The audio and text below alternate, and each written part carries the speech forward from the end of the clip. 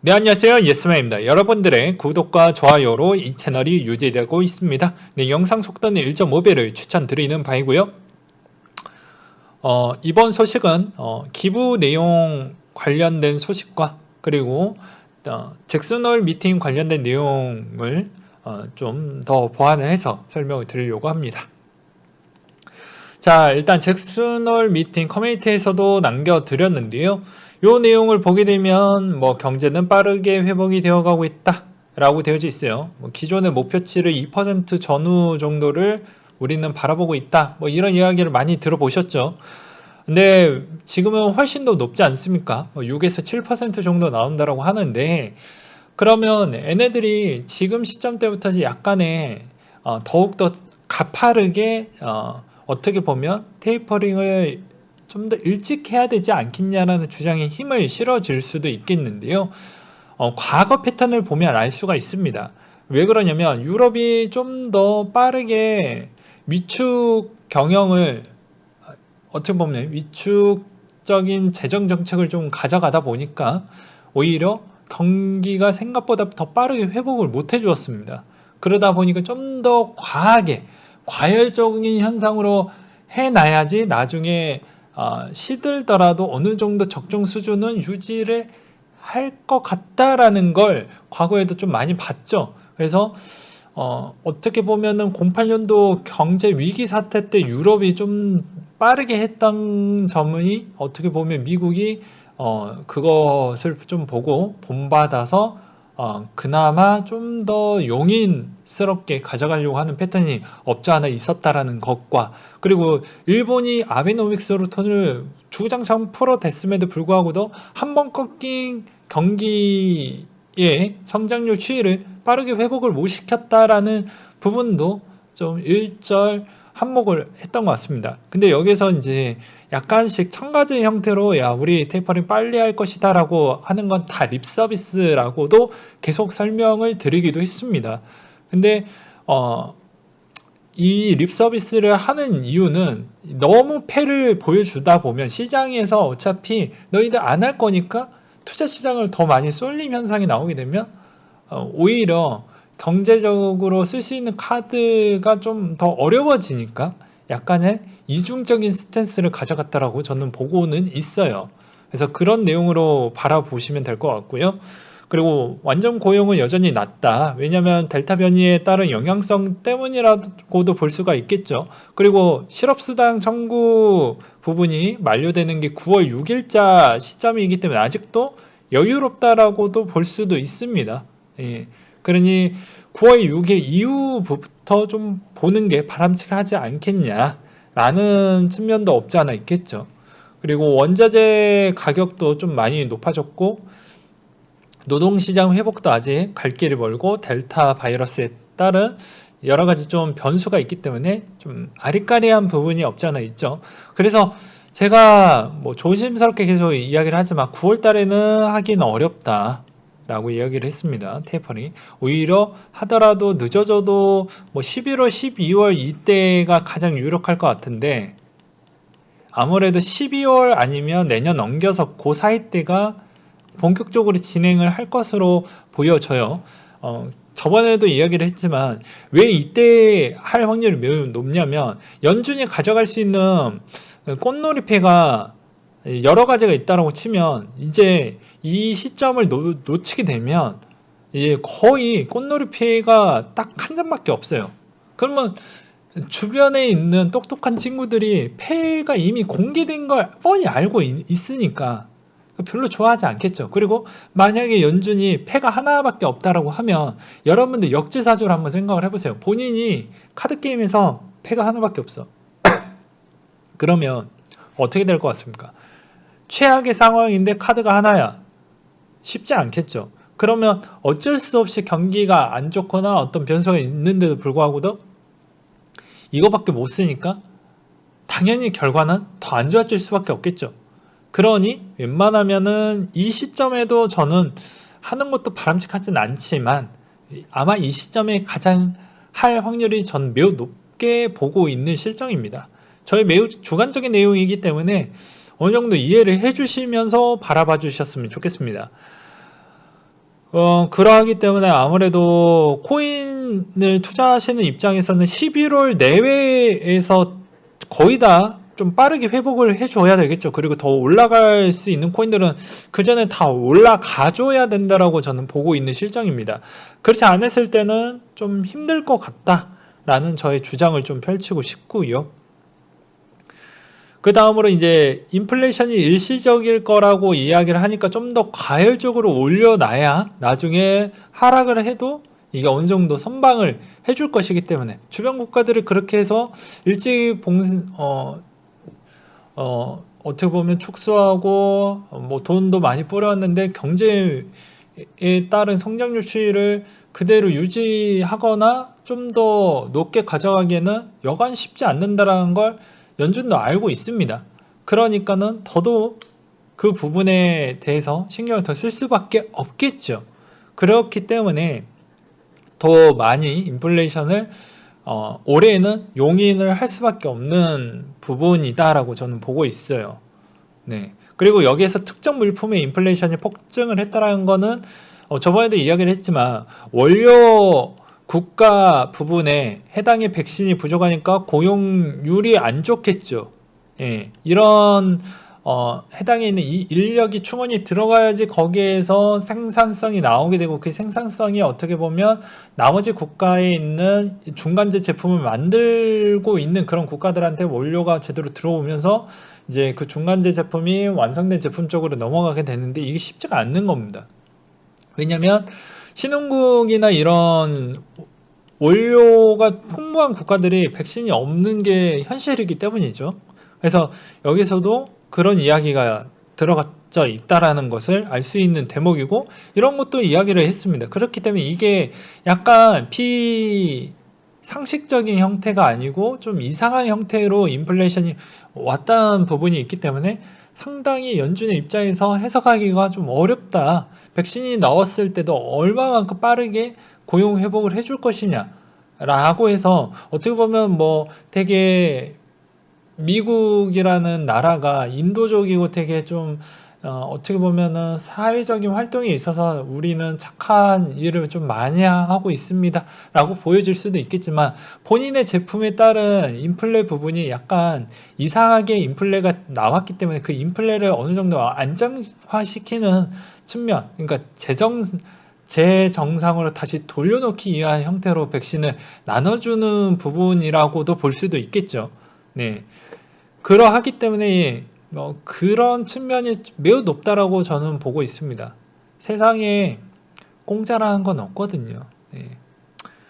그래서 그런 부분이 좀 들어가져 있다라는 것과 이런 거를 좀 보았을 때 저는 또 그런 것도 또 느끼기도 했어요.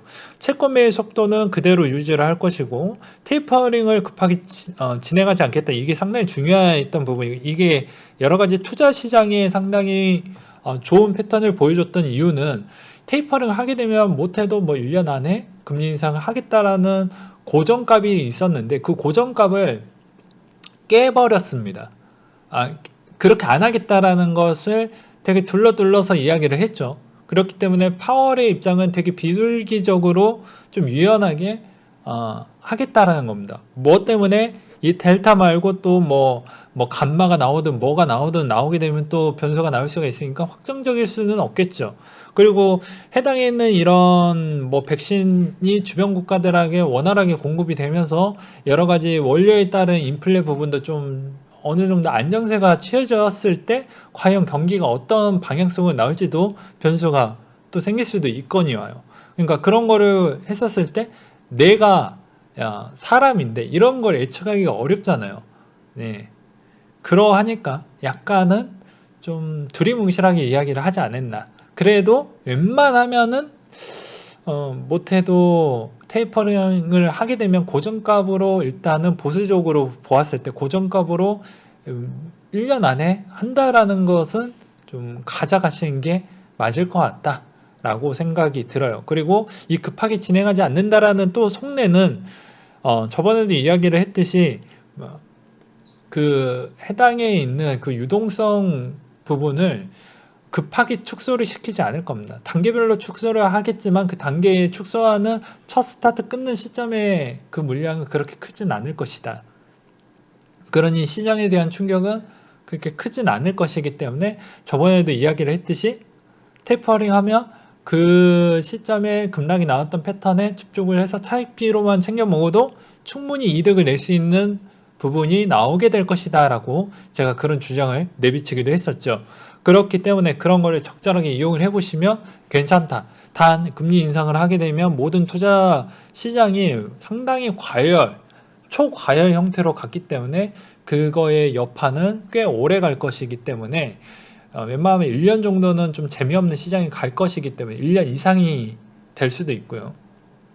그렇기 때문에 웬만하면은 테이퍼링을 하고 난 뒤에는 좀 보수적으로 여기에서 못해도 8개월에서 12개월 내외에는 할 수 있는 가능성이 있으니 현금을 좀 더 챙겨 놓는 전략, 그리고 기다리는 투자 습관을 해서 타이밍을 맞춰 가지고 하는 방식으로 좀 가져가는 게 낫지 않거니와, 그 다음으로 저는 잭슨홀 미팅 부분하고 테이퍼링에 대한 관점은 이렇게 좀 정리를 했습니다. 그리고 이게 더 늦어질 수는 없는 이유 중에 하나는 여기에서 어느 정도 뉘앙스를 줬는데 너무 늦어지면 이제 또 양치기 소년이 되기 때문에 그러면 연준의 신뢰성이 또 무너지게 될 것입니다. 그러하고요. 그리고 또 그만큼 또 축소 부분에 따라서에 대한 논지를 또 안 주면 또 투자 시장이 또 한 번의 과열로 올라왔었을 때 상당히 또 난처한 부분이 없지 않아 있기 때문에 일단은 하긴 할 겁니다. 빠르게. 예, 하긴 할 거예요. 근데 아까 제가 얘기했던 그 정도 시점에서 아마 그려질 것 같다라고 저는 생각을 하고 있습니다. 아무리 늦어져도 어차피 3월 이내에는 할 것이다 라고 보고 있거든요. 그러고 하기 때문에 뭐 이런 관점으로도 좀 볼 필요성이 있다. 왜냐하면 너무 돈이 풀리면 이게 돈의 가치가 너무 빨리 떨어지기 때문에 노동의 가치도 같이 떨어지게 되거든요. 이러면 종말에 더 가까워집니다. 경제가 정말 잃어버린 뭐 몇십 년이 동시다발적으로 다 모든 국가한테 피해가 갈 수가 있기 때문에 돈의 일정 가치는 계속 유지를 할 수 있게끔 좀 운영을 잘 해줘야 됩니다. 기초통화 국가 입장에서요. 그러니까 여기에서 내 코인만 더 올라가길 바라고 뭐 그런 것도 어느 정도는 약간의 이기적일 수도 있겠지만 결국엔 돈이라는 것 자체를 벌기 위한 수단으로 우리는 이런 투자를 하고 있는데 그 수단 부분에 있었을 때 수단은 성공을 했지만 돈의 본질적인 가치가 너무 많이 추락을 해버리면 그것도 의미가 없는 거예요. 그러니 모든 건 다 적당하게 쉬어가는 구간이 필요하고 조정을 줘야 되는 포인트 구간이 필요하다. 그거는 연준의 입장과 그런 걸 보면 알 수가 있듯이 그만큼 돈의 가치를 일정 정도는 유지를 하려고 하는 그런 스탠스를 좀 여러분들도 납득하고 이해를 해줘야 된다라는 것을 좀 보셨으면 좋겠고, 이번 내용으로 인해서 상당히 유연하고 올해 정도는 마지막 기회가 아직까지는 열려져 있다. 뭐 이렇게 좀 봐주셨으면 좋겠습니다. 그게 맞을 것 같고요. 약간의 보수적인 측면으로 본다라고 해도 차트적인 거를 좀 보겠죠. 네. 본다라고 해도 저는 개인적으로 11월 달까지는 지켜보실 분들은 지켜보시되 웬만하면은 12월은 상당히 위험해질 수 있는 구간대로 진입을 할 수가 있기 때문에 웬만하면은 11월 전후로 여러분들이 직접 내 돈을 어떻게 관리를 할 것인지 마음을 굳게 다잡으시고 그렇게 하는 게 낫지 않을까 싶습니다. 물론 방향성 자체가 정확하게 나오려고 하면 이런 장대 거래량이 요 중간에 한 번은 나와 줘야 되겠죠. 요 11월 전에. 그래야지 분위기가 어떻게 나올지를 좀 보는 시점이니까요. 요 정도로 끝내보도록 하겠고요. 그 다음으로 기부 관련된 내용입니다. 소득 세율 구간표를 보게 되면 대부분 신설됐던 소득 세율 구간표가 나오게 될 것입니다. 왜 그럴까요? 우리는 이제 최저임금 추이가 많이 높아졌습니다. 그러다 보니까 아무래도 이제는 9,000원대 시대가 개막이 됐기 때문에 한 달에 최저 못해도 알바만 뛰어도 이 구간대가 들어가게 되겠죠. 그러면 대부분 1200만 이하 구간대는 거의 없어지게 되는 겁니다. 그러니까 여기가 기본으로 없어지게 되는 것이죠. 그냥 문이상 그냥 내버려 두는 거죠. 네. 그러니 기본으로 여기가 있으니 기본 세율 구간이 높아졌겠죠. 여기에 있는 구간폭이 제일 많을 것이니까요. 예, 돈의 가치가 많이 떨어졌기 때문에. 그러면 당연히 한 구간이 제 역할을 못하니까 한 구간대를 더 만드는 게 맞겠죠. 그래서 한 구간이 신설이 됐다라는 점과 그 다음으로 또 이 기부금 부분에 있었을 때 이 세율 구간이 왜 중요하냐면 여기서 직장인인데 성공을 해서 이제 여기에서 또 뭐 기타 금융소득이 들어왔었을 때를 보게 되면 여기 합산이 돼서 이 표준 구간대를 잘 봐야 됩니다. 그러면 표준 구간대에서 세율 구간 폭이 매우 높아지게 되면은 어느 정도 조금은 힘들어질 수가 있으니 적절하게 기부금 활용을 통해 가지고 하는 게 바람직하겠죠. 또는 뭐 여러 가지 뭐 임대 소득이나 기타 뭐 배당 소득이나 이런 부분이 좀 있다라고 하면 이것도 좀 오래 생각지 못하게 좀 많이 했으면 적절하게 기부 부분을 좀 해가지고 뭐 가져가는 것도 좋은 방법이기도 하겠죠. 그러면 기부금에 가장 논란이 있는 게 무엇일까요? 당연히 투명성 체크리스트라고 해서 1번부터 12번대까지 있는데 가장 중요한 건 그런 겁니다. 이 법인에 대해서 여러 가지 국세청에 공시를 하고 있냐, 공시 자료가 투명성이 있냐, 그리고 여러 가지 공시 자료에 사용하는 비용 부분이 상세적으로 명기가 되어져 있냐, 이런 게 좀 중요해요. 그리고 외부 회계 감사를 적절히 잘 받고 있냐, 또는 해당 사이트가 있습니다. 해당 사이트에서도 평가 점수라는 걸 매기거든요. 그 평가 점수의 어떻게 보면 별점을 더 잘 받았냐, 이런 것도 볼 수가 있어요. 그래서 기부 활동을 할 때도 처음에 하실 때도 이런 것도 팁으로 알려드리는 부분이 하는 취지는 좋아요. 취지는 좋은데 이게 마무리 때까지도 잘해야 진정하게 본인이 좋은 일을 했다라고 볼 수가 있게 되는 겁니다. 왜냐하면 돈만 주고 신경 안 쓰면 이 돈이 어디로 흘러갔는지 모르고 이 사람한테 제대로 전달이 안 됐을 경우에는 여러분들이 과연 좋은 일을 했다라고 볼 수가 없겠죠. 남 좋은 일만 했던 거예요. 그렇기 때문에 귀찮고 힘들고 피곤해도 웬만하면 검증된 법인을 통해 가지고 하는 게 바람직하다라는 점을 그냥 이것도 상식적으로 좀 알려드리는 부분이고요. 그래서 비영리 조직, 기부도 사용 정보 부분 중요하다. 그리고 사용 정보 잘 공개한다는 응답은 상당히 잘 하지 않는다. 잘 공개가 안 되죠. 그래서 이런 이야기가 많이 나오기 때문에 여러분들한테도 좀 귀찮고 힘들고 그래도 해야 된다라는 이유는 여러분들이 어렵게 돈을 벌었는데 그 과정과 그 결과가 내가 생각했던 거와 다르게 나오면 그것 자체로 돈을 잘못 소비를 했다라는 것입니다. 기부도 소비의 일정 부분이 들어가기 때문에 그만큼 돈도 잘 소비를 해야, 그리고 내가 원하는 목적에 잘 도달이 돼야 그게 진정하게 의미가 있는 거예요. 돈을 쓸 때는 다 의미가 있죠. 그래서 그런 부분을 알려드리는 부분하고, 올해 이제 왜 하면 더 좋은 이유가 이 기부금 세액 공제율을 한시적으로 좀 높여주기도 했습니다. 왜 그러냐? 그만큼 이번에 델타 변이로 인해서 이게 또 장기간까지 가다 보니까 더 그랬다라는 점이 좀 눈에 들어왔죠. 그래서 세법 개정안 부분에 있어서 이번에 기부금 작년까지 1,000만 원 이하는 기부금 15%, 1,000만 원 초과분은 30% 각각 세금 부분을 이렇게 했었는데, 이제 국회에서 소득세법 개정되면서 1,000만 원 이하 공제율이 20, 1,000만 원 초과분은 35에서 5%로 5%씩 올려서 해줬습니다. 그래서 상당히 좀 괜찮다라고 볼 수가 있어요. 네.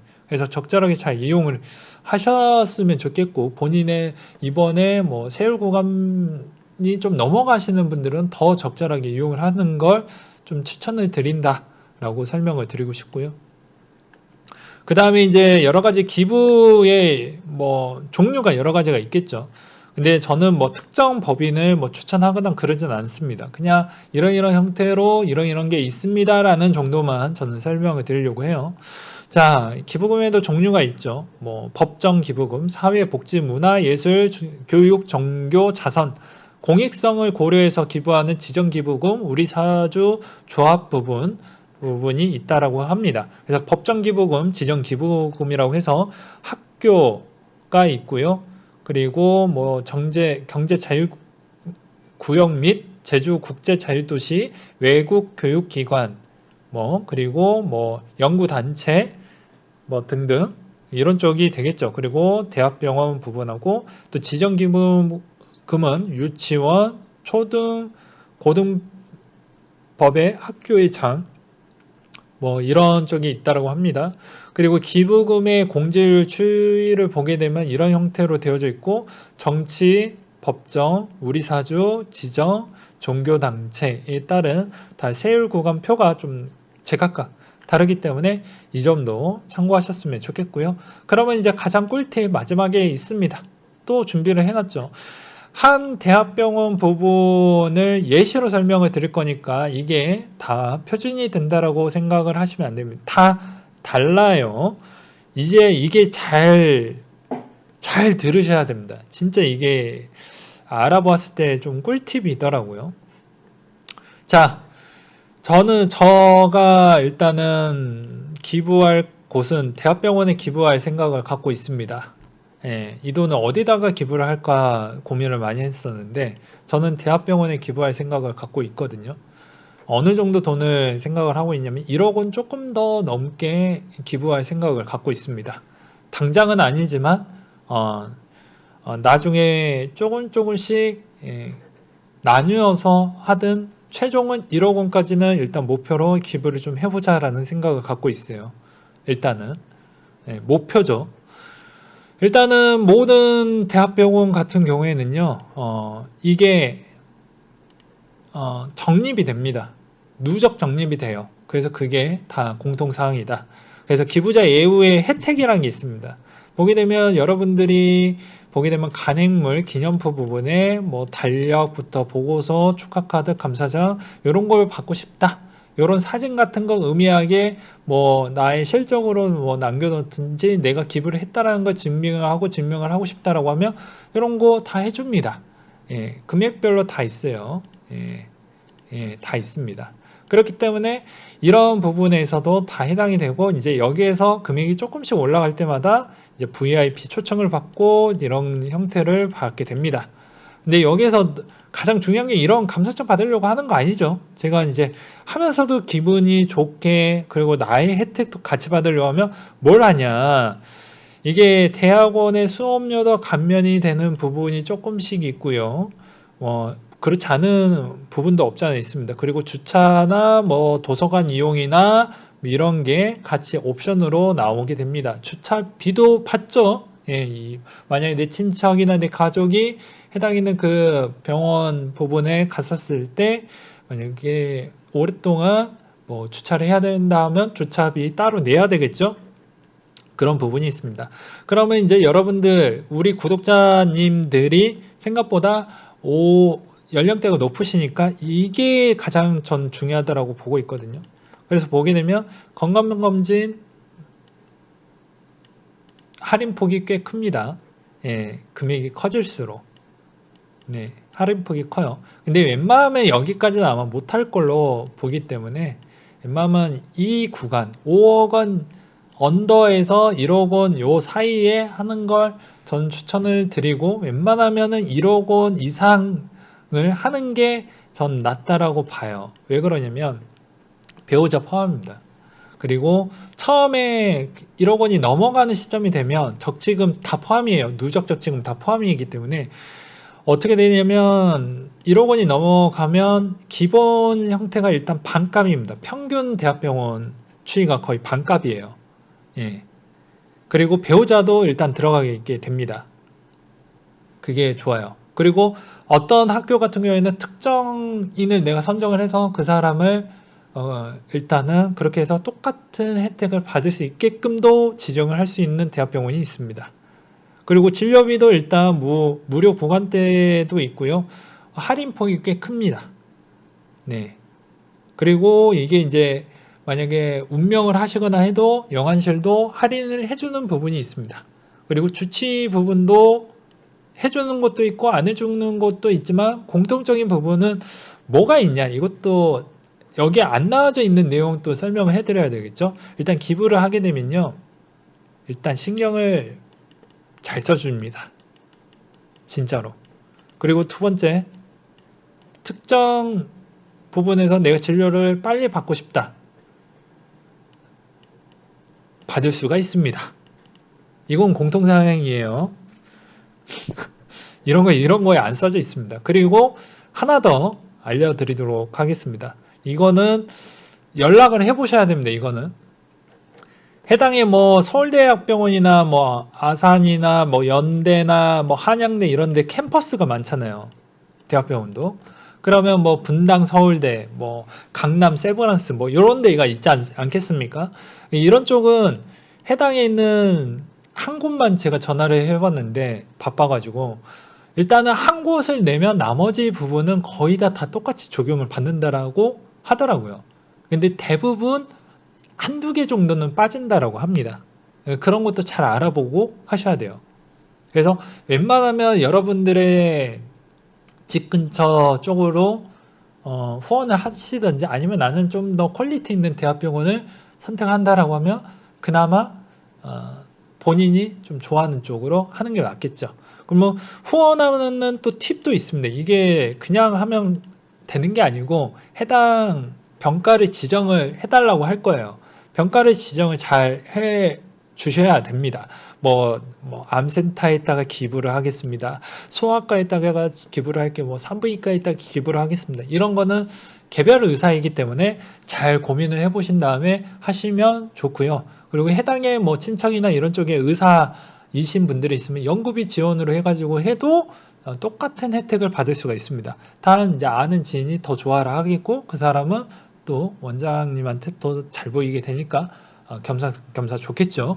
그런 측면이 없지 않아 있거니와, 그리고 내가 만약에 수술을 했었을 때도 상당히 신경을 잘 써주고요. 해당에 있는 회진도 과장님이 아니면 전공의가 뭐 진짜 금액이 넘어가면 넘어갈수록 그만큼 2시간에 한 번씩 오든지 아니면 3시간에 한 번씩이 오든지 1시간에 한 번씩이 오든지 그만큼 신경을 잘 써주고 있다, 이런 거를 보여주게 될 것입니다. 그리고 일정 가격대가 또 넘어가게 되면은 해당에 또 특수 사례로 건강검진 카드표를 몇 년 동안은 주는 그런 게 있습니다. 네. 그래서 그런 혜택을 잘 노려보시면 정말 좋아요. 그래서 후원을 할 때도 뭐 예를 들어서 암센터에다가 기부를 하게 되면요, 이제 돈이 부족한 사람들이 이제 암이 있는데 치료를 못 받고 그러시는 분들이 있기 때문에 또 뭐 이렇게라도 도움이 되겠죠. 꼭 기부를 굳이 기부를 해도 되고 안 해도 되지만 이런 것도 있습니다. 내 연봉을 올리든지 내 소득을 올리는 것 자체만으로도 여러분들은 사회적으로 열심히 기여를 하고 계시는 분들이에요. 왜 그러냐면 소득에 따라서 퍼센티지로 세금을 떼어가기 때문에 그만큼 나머지 부분은 해당 복지 부분으로 다 반영이 돼서 정책적인 부분으로 다 쓰이게 되어져 있습니다.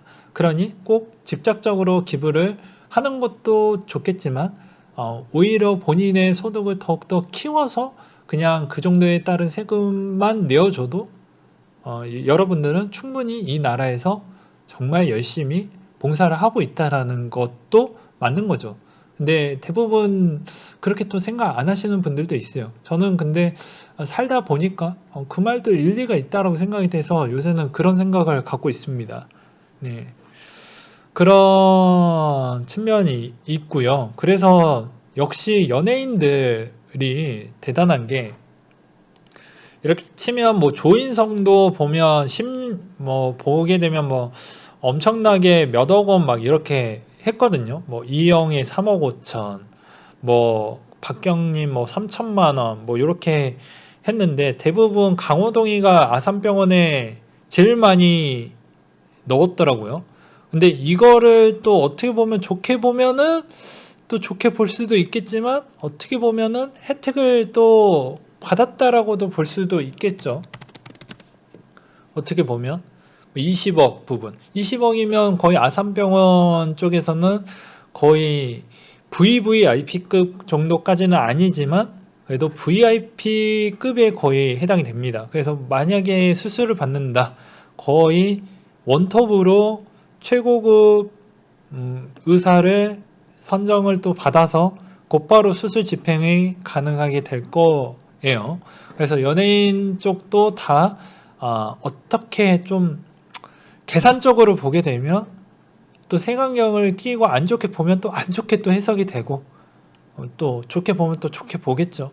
아는 만큼 보인다고 그 말이 또 맞는 것 같습니다. 근데 저는 뭐가 됐든 간에 돈 있으신 분들이 이런 활동에 참여하는 것만으로도 저는 어떤 의도이든 간에 무조건 기부자가 꼭 혜택을 안 받는 것도 이상하고 받아도 저는 이상하다라고 보는 그런 문화가 좀 바뀌어야 된다라고 봐요.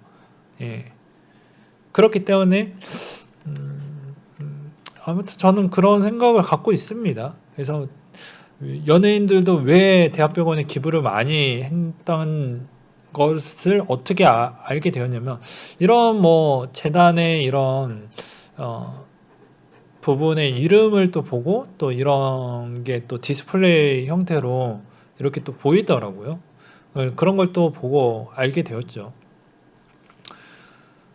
그래서 절세는 절세대로 또 받고 자기의 혜택도 챙겨 먹고 또 좋은 일도 하고 그런 거를 같이 할 수가 있는 것만으로도 전 낫다라고 보고 있습니다. 그러니까 여러분들도 돈이 많이 벌게 되면 또 몸도 마음도 어차피 나이를 먹으면 점점 병이 들 수밖에 없기 때문에 이런 것도 좀 똑똑하게 또 혜택 받을 거 받으면서 또 좋은 일 하시면 낫지 않을까 싶어서 이런 것도 있구나 라는 점을 알려드리는 바입니다.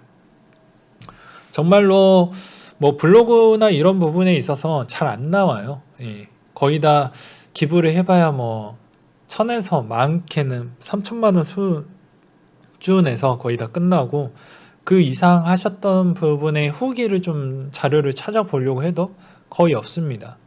예, 잘 안 나오고요.